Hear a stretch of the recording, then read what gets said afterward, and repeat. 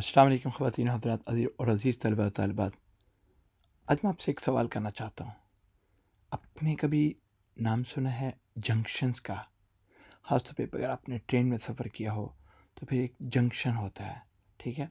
कहाँ पे वो जंक्शन का मतलब क्या होता है? जंक्शन एक चीज़ बुनियादी तौर पे ये चीज़ होती है कि जहाँ पे आके बहुत सारी गाड़ियाँ मिलती हैं। अगर हम ट्रेन के हवाले से देखें तो इसी तरीके से बसों का जंक्शन भी हो सकता है। क्रॉसिंग यानी कि बहुत सारी सिमतों से, बहुत सारी साइड से बसें आके वहाँ पे मिलती हैं, वो जंक्शन है बसों का, ठीक है। तो आज हम बात करेंगे कंजंक्शंस की। इसका भी मिलता जुलता मतलब है। इसका मतलब क्या है आगे हम डिस्कस करेंगे, लेकिन ये एक बड़ा इंपॉर्टेंट टॉपिक है and you got to understand this. तो आइए हम शुरू करते हैं without any further ado. Let's go there. Conjunctions होते क्या हैं, ये सबसे पहला सवाल है और इसके बारे में हमें ज़रा अच्छे तरीके से समझना चाहिए।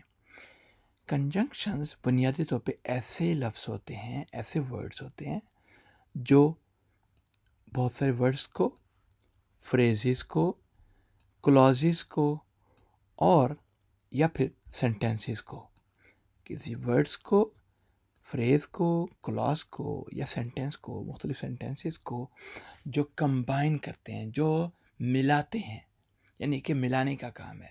ये एक को दूसरे से मिलाते हैं, तो इनको क्या कहते हैं? कंजंक्शंस, ठीक है। अब इनकी अहमियत क्या है? कि इनकी अहमियत ये है कि ये कॉम्प्लेक्स पेचीदा सेंटेंस बनाने में काम आते हैं और एक फ़्लो ऑफ राइटिंग, एक जो नेचुरल राइटिंग होती है, कोई भी आप चीज़ लिखें, छोटा सा सिंपल सा ऐसे भी लिखें, उनमें भी इसका इस्तेमाल तकरीबन गारंटी है कि लाजमी होगा। तो इसलिए इनकी अहमियत तो बहुत ज़्यादा है, लेकिन आपने अच्छे तरीके से समझ लें कि होते क्या हैं और किस तरीके से इस्तेमाल होते हैं। तो लेट्स गो देयर, ठीक है। अब इसमें कंजंक्शन की कितनी किस्में होती हैं? एक होता है कोऑर्डिनेटिंग कंजंक्शंस, फिर सबऑर्डिनेटिंग कंजंक्शन, फिर है कोरिलेटिव, कोरिलेटिव नहीं, कोरिलेटिव कंजंक्शंस। ये 3 किस्म के कंजंक्शंस हैं and we going to discuss them, ठीक है। If you got any questions up till now please let me know, I will be happy to answer. अच्छा, उसके बाद ये है कि जैसे कि हमने अभी कहा कि कोऑर्डिनेटिंग कंजंक्शन सबसे पहले समझ लें कि वो होते हैं, तो वो क्या होते हैं? कोऑर्डिनेटिंग कंजंक्शंस बेसिकली वर्ड्स को कनेक्ट करते हैं या फ्रेजेस को कनेक्ट करते हैं या क्लॉजेस। क्लॉजेस एक अलग बहस है कि क्लॉजेस क्या है, डिपेंडेंट क्लॉज है, इंडिपेंडेंट क्लॉज है, लेकिन यह है कि उनकी अहमियत बराबर की होती है। तो वो वर्ड्स को कनेक्ट करते हैं, फ्रेजेस को कनेक्ट करते हैं या क्लॉजेस को कनेक्ट करते हैं, लेकिन उनकी खूबी ये होती है, उनमें ये खासियत होती है कि वो बराबर की अहमियत की होती हैं। उनमें कोई ऊंच नीच नहीं होती। डिपेंडेंट क्लॉज ही एक है, ये दूसरी इंडिपेंडेंट क्लॉज है, नहीं, इस तरह नहीं। वो दोनों ही या जो है ना इंडिपेंडेंट क्लॉजेस होंगी, फ़र्ज़ करें सपोज। तो अब ये कौन कौन से हैं coordinating conjunction? That's a question. For, and, nor, but or yet, so. देखें, for, F, and, A, N, nor, but, B, O, O, or sorry, or, O, yet, Y, so, S, fan boys. ठीक है, अब याद करना आसान होगा, उम्मीद है कि मुश्किल नहीं होगा। ये कोऑर्डिनेटिंग कंजंक्शन कहलाते हैं। मसलन, I want to go for a walk but it's raining, ठीक है। अब I want to go for a walk, ये जुमला इंडिपेंडेंट क्लॉज है, ये अपने आप में मुकम्मल है। बट इट्स रेनिंग, अगर हम सिर्फ इट्स रेनिंग करेंगे तो वो जुमला भी मुकम्मल है अपने आप में, वो भी इसका मतलब है इंडिपेंडेंट क्लॉज है, तो इसको किसी और की ज़रूरत नहीं है।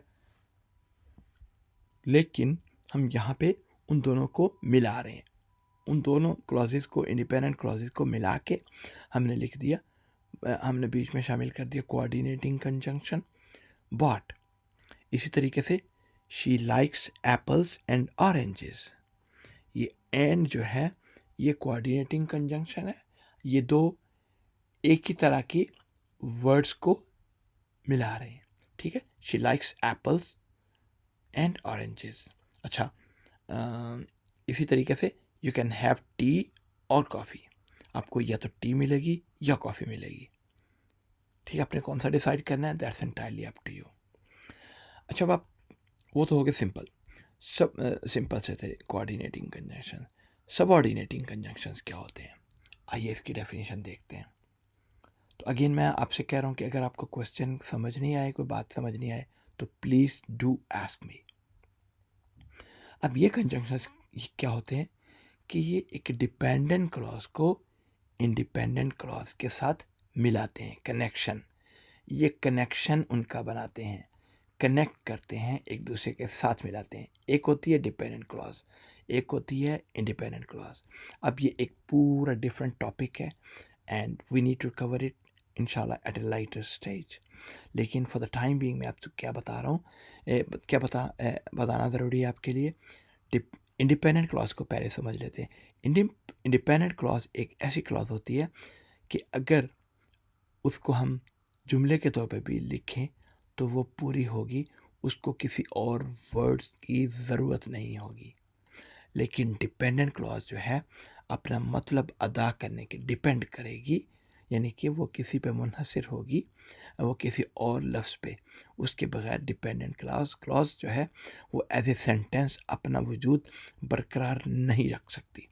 ये तो हो गया सिंपल सा इसकी डेफिनेशन इंडिपेंडेंट क्लॉज और डिपेंडेंट की। इंडिपेंडेंट जो है वो अपने तो बगैर किसी और वर्ड के अपना वजूद बरकरार रख सकती है, डिपेंडेंट नहीं रख सकती।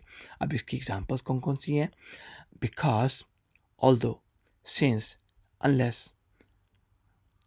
अनटिल एंड अनलेस मैंने नहीं कहा कि जो कि ये इंडिया पाकिस्तान में लफ्ज़ बोला जाता है वो 100% नहीं 1000% गलत है, अनटिल एंड अनलेस। तो पता नहीं पढ़े पढ़े लिखे हजरात सो कॉल्ड वो भी बोलते हैं, लेकिन वो गलत है।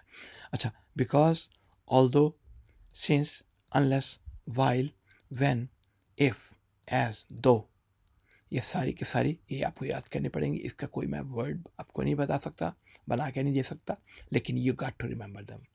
अब इसमें क्या है, she stayed at home, she stayed at home because it was raining.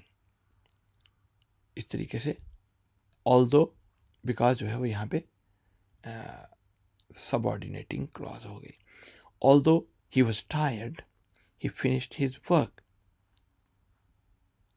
We will go out if it stops raining. ठीक है, इसी तरीके से आप दूसरी जो क्लॉजेस हैं, दूसरी कंजंक्शंस हैं, उनके जुमले भी बना सकते हैं। लेकिन फॉर द टाइम बीइंग हमने सिर्फ 3 जुमलों पे इक्तिफा किया है। अब आप देखिए कोरिलेटिव कंजंक्शंस क्या होते हैं। ये कोरिलेटिव नहीं, कोरिलेटिव कंजंक्शंस बुनियादी तौर पे ये कंजंक्शन पेयर्स होते हैं, ये ग्रुप्स होते हैं, ठीक है, पेयर होते हैं, सिंगल के तौर पे नहीं आते। That work together to join words, phrases और क्लॉजेस। ये जो कंजंक्शन पेयर्स हैं ये किसको मिलाने का काम करते हैं, जॉइन किसको कराते हैं, वर्ड्स को करते हैं, फ्रेजेस को या क्लॉजेस को। इंडिपेंडेंट क्लॉज ना डिपेंडेंट क्लॉज पढ़ ली हमने, तो बहरहाल तो अभी हम ये आगे देख रहे हैं कि इसकी कौन कौन सी किस्में, बोथ एंड, ईदर और नीदर, नाइदर भी बोलते हैं, आइदर भी बोलते हैं, ईदर और, neither nor, not only but also, ये इकट्ठा आएगा, not only but also, whether or. अब इसकी एग्जांपल्स कौन कौन सी हैं, both the teacher and the students, not student, both the teacher and the students enjoyed the trip. आपको आइडिया हो गया। इसी तरीके से she will either call you or send an email message मैंने अपनी तरफ से लगा दिया, लेकिन बार वो भी लगाते हैं तो सेंटेंस में कोई प्रॉब्लम नहीं है। She will either call you or send an email message. He is not only a good singer, उसके बाद आपको ये लफ्ज़ लाजमी लगाना होगा क्योंकि ये पेयर के तौर पे ही एग्जिस्ट हो सकती है।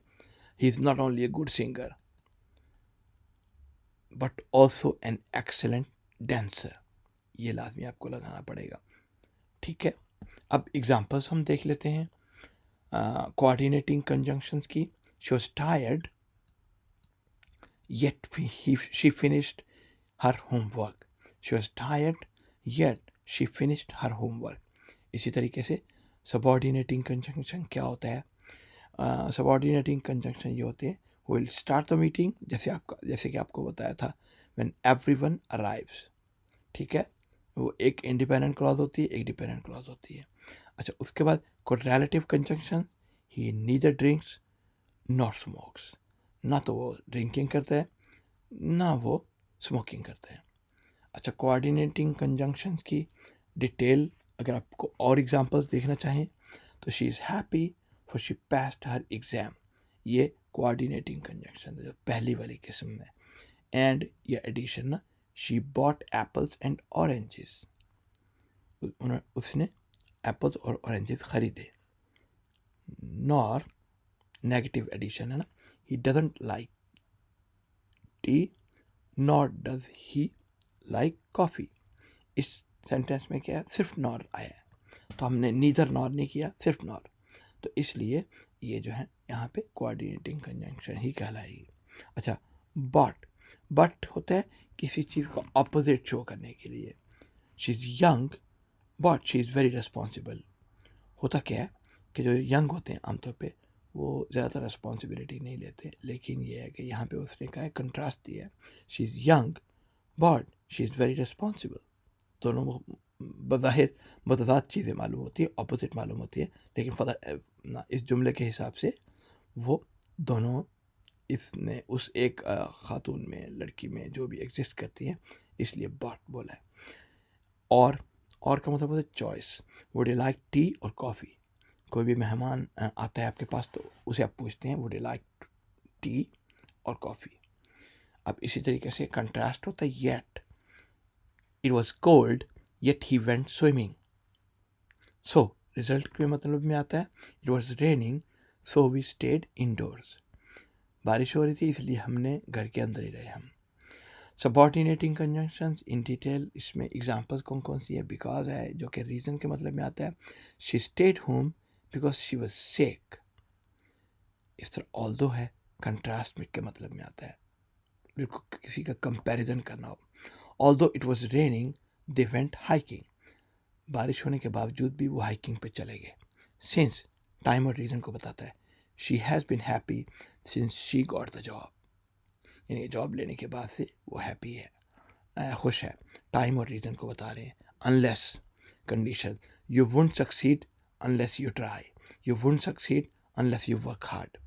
इसी तरीके से वाइल है, टाइम और कंट्रास्ट को शो करता है। जिस तरीके से यहाँ पे कंट्रास्ट को शो करता है, ये टाइम और कंट्रास्ट को शो करता है।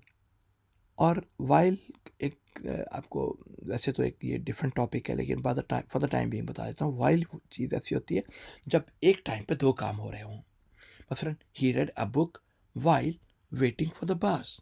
क्या मतलब है कि उसने जबकि वो इंतज़ार कर रहा था, कि बस का इंतज़ार करते हुए उसने किताब पढ़ना शुरू कर दी, यानी कि वेटिंग और रीडिंग का काम एक साथ चल रहा है। ठीक है, उनमें टाइमिंग के लिहाज से कोई फ़र्क नहीं है। अच्छा, अब है व्हेन।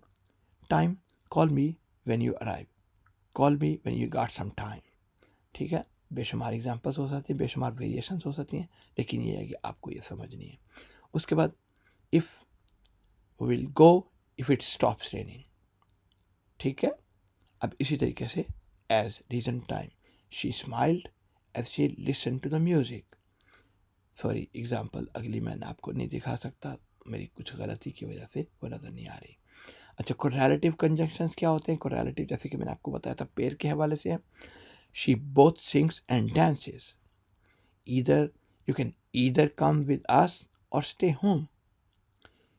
ठीक है, या तो आप मेरे साथ आ सकते हैं या घर पे बैठो आप। Neither nor, he is neither rich nor famous, ना तो वो अमीर है ना ही वो मशहूर है। और नॉट ओनली बट ऑल्सो, ये कॉम्बिनेशन जो है, ये पेयर है। She is not only intelligent but also hard working. ये तो सोने पे सुहागा हो गया, ना सिर्फ वो इंटेलिजेंट है बल्कि वो बहुत मेहनती भी है। वेदर और, I don't know whether to laugh और क्राई। मुझे नहीं मालूम कि मुझे हंसना चाहिए या रोना चाहिए। ठीक है भाई, हंस लो,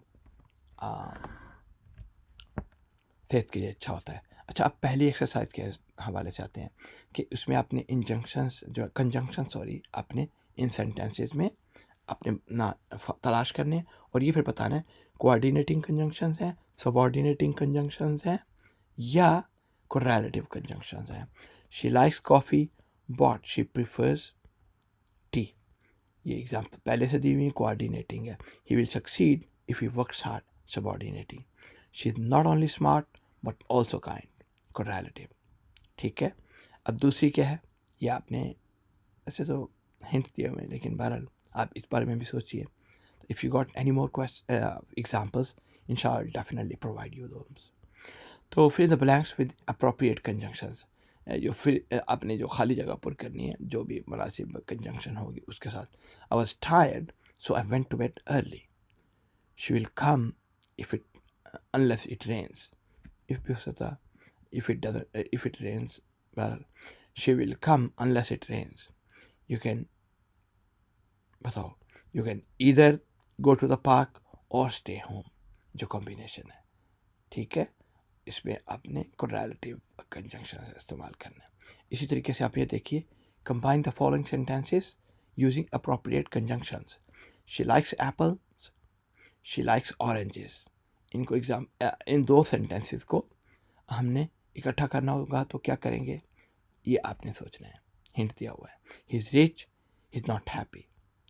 ठीक है, इसको भी इकट्ठा करना है। कैसे करेंगे? Now you got to understand, it's your turn to do something about this now. You can take the bus, you can walk.